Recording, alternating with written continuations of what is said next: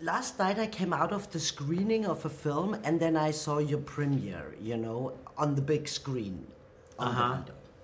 And I thought, oh my God, what's going on? There was screaming and fans and it was like the rock stars arrived. Yeah. You know? Was that an overwhelming feeling when you walked the carpet with your crew?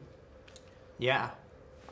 It's a combination of so many different things. It's knowing, you know, for me personally, it's about the end of, you know, a few years of really intense work that it kind of, I mean, I'm still talking and doing this stuff, but in a way that night, that carpet, that screening is where it ends in a way.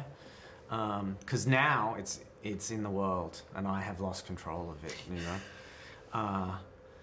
But so that is, it's like intense for me, but I kind of knew that it was going to be like that. It's like I had this, you know, it's so weird to think only about, well, a year ago when we were making the movie, we were in pre-production or whatever, I was roaming around Soho with Timmy, you know, just roaming the streets and just, and, you know, maybe someone would stop him and say, hey, I liked you and call me by your name, but I don't think, I had a feeling back then that this wasn't going to last, this kind of, you know, that something was about to radically change in his life. So in a way it didn't surprise me to see it.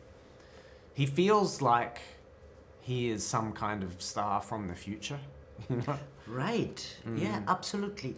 And I said in my Instagram, just if you are interested, the king arrived, you know, because it was really like that. You, boys and girls, everybody cried, and he has such dedicated fans, you know. But coming now, that's my segue to the movie, in that age normally, these kids, you know, they had to be grown up so quickly, right? Yeah. Today they stay in puberty over the 20s, some of them do. And then they had to marry, they had to go to war. Did you ever think of that, how times were changing, you know? Yeah. That young men had to pretend they're already adults. Well, that's in a way that was what excited me about the idea of this movie. You know, when you think of, when, you know, just the very fact that Henry V was about 25 when he became king was what drew me to the movie. You know, what would that experience be like for any young man? You know, kind of suddenly handed incredible power. Yeah. How do you navigate that? You know, because when you discover that the power isn't actually yours, it's just around you. Yeah. You know, and so that was. You know, that was the very... I mean, originally we started writing the movie... At the very beginning we started writing it imagining that Joel might play Hal.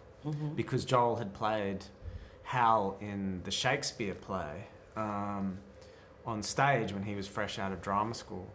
And then realised very quickly that's not what the movie's about. The movie isn't about a 40-year-old man with daddy issues. You know, it's about a young man who thinks he's going to change the world. Absolutely. But I also thought maybe that's far-fetched, but I also thought it's a little bit like with Hollywood stars, you know. You're the king, so to say, and there you have the entourage around you. They manage everything, and sometimes you don't even know what's going on.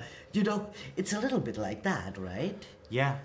Yeah, I think about that often. And I know in talking to my very early conversations with Timmy before, you know, you know, he'd read the script and we were talking and, you know, it's, yeah, it's the parallels are there. It's like, you know, it's not to suggest that Timmy has, you know, or the actors have evil people around them. It's just that they don't know, you know, they don't know what's going on around them but they are themselves in great positions of power, you know, very big decisions to make about their lives. You know, do I do this project or that one? Do I, you know, that for which they need advice, you know, they need that counsel. Of course. But then I can imagine they would always be wondering whether or not they can trust that counsel. Absolutely.